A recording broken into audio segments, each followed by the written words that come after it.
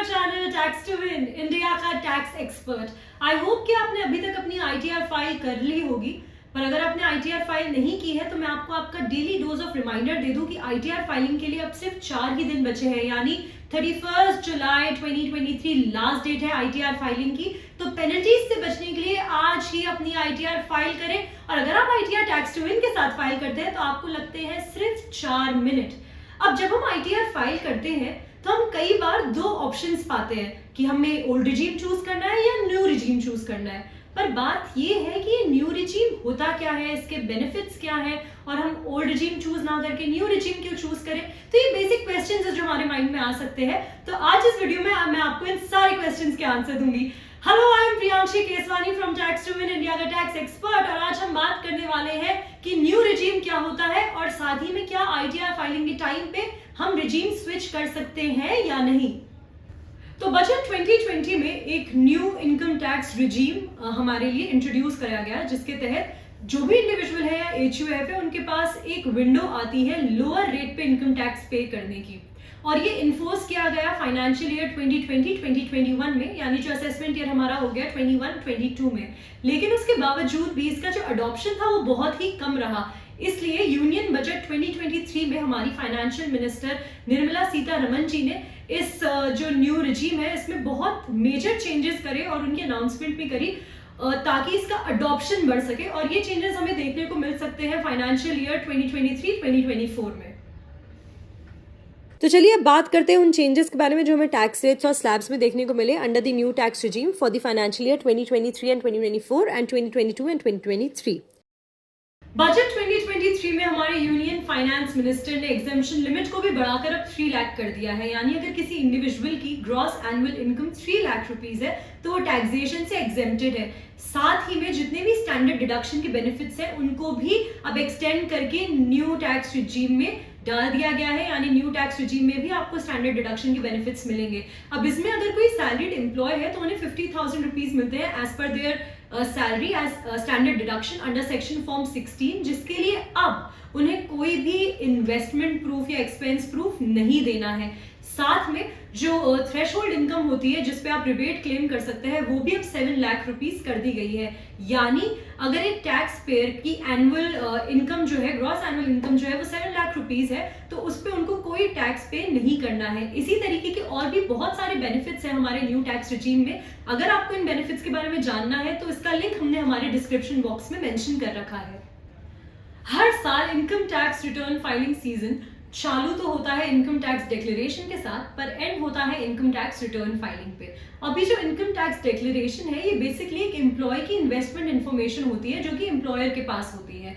अब ये इन्वेस्टमेंट्स कुछ भी हो सकती है, ये पीपीएफ हो सकता है, लाइफ इंश्योरेंस पॉलिसीज हो सकती हैं, या फिर एन्युइटीज हो सकती है, और भी कई तरीके की इन्वेस्टमेंट हो सकती हैं। अब ये हेल्प करता है जो टीडीएस डिडक्ट होगा उसको रिड्यूस करने पे एक एम्प्लॉय की पे पर। अब वैसे तो अभी से ही एम्प्लॉइज को इनकम टैक्स डिक्लेरेशन रिसीट्स मिलना स्टार्ट हो गई हैं, लेकिन अगर आप एम्प्लॉय हैं तो ये जरूरी है कि आप अपने एम्प्लॉयर को बता दें कि आप कौन सा रिजीम चूज कर रहे हैं, ताकि जो आपका टैक्स डिडक्ट होना है आपकी एनुअल इनकम पर वो एम्प्लॉयर अकॉर्डिंगली डिडक्ट करे, अगर आपकी जो इनकम है वो टैक्सेबल है तो। साथ ही में आप रिफंड क्लेम कर सकते हैं अगर आपका जो चूजन रिजीम है जो आपने अपने एम्प्लॉयर को बताया है वो आप आईटीआर फाइलिंग के टाइम पे चेंज कर देते हैं तो।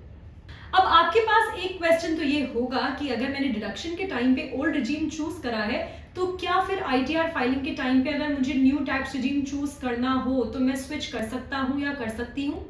तो इसका आंसर है यस, बिल्कुल आप अपने टैक्स रिजीम स्विच कर सकते हैं।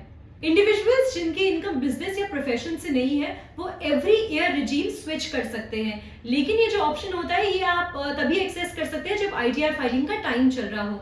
बस एक ही कंडीशन होती है रिजीम स्विच करने में कि आपको ये रिजीम चूज करना होता है आईटीआर फाइलिंग की ड्यू डेट से पहले। अब वो इंडिविजुअल्स जिनकी इनकम बिजनेस या प्रोफेशन से है उनके लिए उनको उसी रिजीम से आईटीआर फाइल करनी होती है जिससे वो पहले आईटीआर फाइल करते आ रहे हैं पूरी लाइफ टाइम में। अगर आपकी इनकम बिजनेस या प्रोफेशन से है तो आपको सिर्फ एक ही मौका मिलता है अपनी रिजीम को स्विच करने का।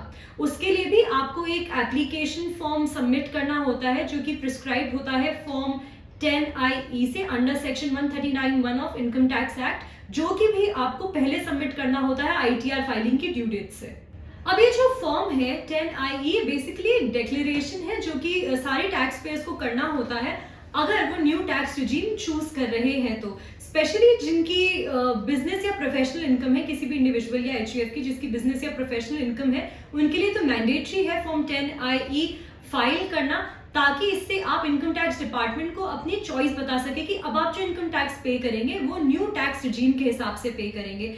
साथ ही में इस फॉर्म को सबमिट करना ITR फाइलिंग से पहले ही बहुत जरूरी होता है, क्योंकि इससे आपको मिलता है 15 डिजिट का एक्नॉलेजमेंट कोड। अब अगर ये 15 डिजिट का एक्नॉलेजमेंट कोड नहीं है आपके पास तो आप अपनी ITR न्यू टैक्स रिजीम में फाइल कर ही नहीं पाएंगे। तो ये नेसेसरी है कि आप फॉर्म 10IE को पहले फाइल कर दे ITR फाइलिंग के, ताकि फिर आपके पास ये कोड आ जाए और आप अपनी ITR फाइलिंग भी कर पाए। इसी के साथ जो भी बिजनेस इनकम है जिस भी इंडिविजुअल की, उनको भी ITR फाइलिंग की ड्यू डेट यानी 31 जुलाई से पहले ये फॉर्म फाइल करना है और सबमिट करना है, ताकि वो ITR फाइलिंग ड्यू डेट से पहले कर पाए। और अगर मान लीजिए गवर्नमेंट ये डेट एक्सटेंड करती है तो फिर उससे पहले आपको ये फॉर्म सबमिट करना होगा। इसी के साथ याद रखें कि आपको ये फॉर्म को E-वेरीफाई भी कराना है। अब आप E-वेरीफाई या तो डिजिटल सिग्नेचर से करा सकते हैं E-फाइलिंग पोर्टल पे, या फिर आप EVC से करा सकते हैं यानी इलेक्ट्रॉनिक वेरिफिकेशन कोड के द्वारा करा सकते हैं, या फिर आधार OTP से भी आप अपना फॉर्म 10IE वेरीफाई करा सकते हैं। तो अगर आप किसी भी एम्प्लॉय को लगता है कि जो टैक्स डिडक्ट हुआ है वो एक्चुअल पेबल अमाउंट से ज्यादा डिडक्ट हुआ है, तो फिर आप रिफंड एप्लीकेशन ऑनलाइन फिल कर सकते हैं।